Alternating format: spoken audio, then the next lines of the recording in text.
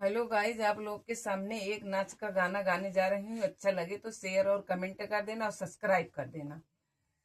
रतिया कैसे जरिया चढ़ी गई चोर हमारी अम्मा हो। रतिया कैसे जरिया चढ़ी गई चोर हमारी अम्मा हो।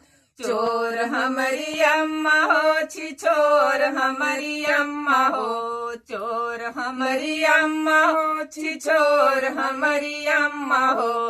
रतिया कैसे जरिया चढ़ी गई चोर हमारी अम्मा हो। रतिया कैसे जरिया चढ़ी गई चोर हमारी अम्मा हो। पियावा जन के मड़िया देहली खोल हमारी अम्मा हो।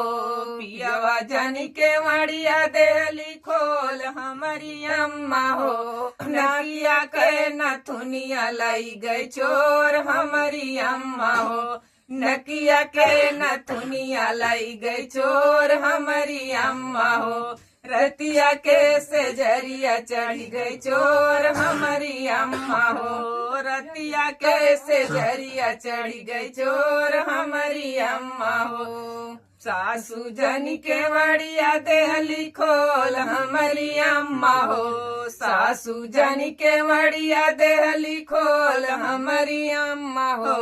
हमर कार धनिया लाई गई चोर हमारी अम्मा हो।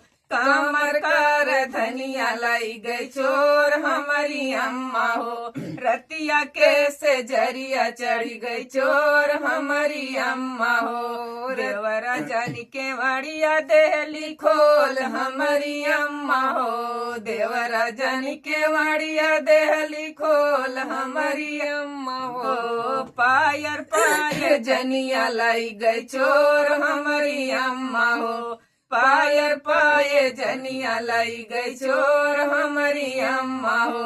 रतिया कैसे जरिया चढ़ी गई चोर हमारी अम्मा हो।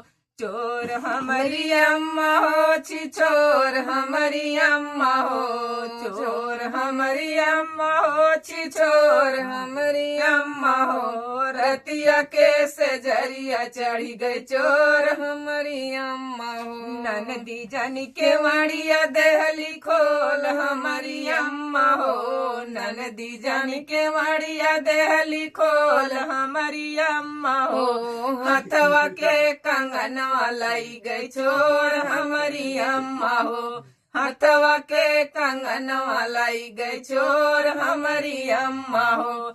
रतिया कैसे जरिया चढ़ी गई चोर हमारी अम्मा हो।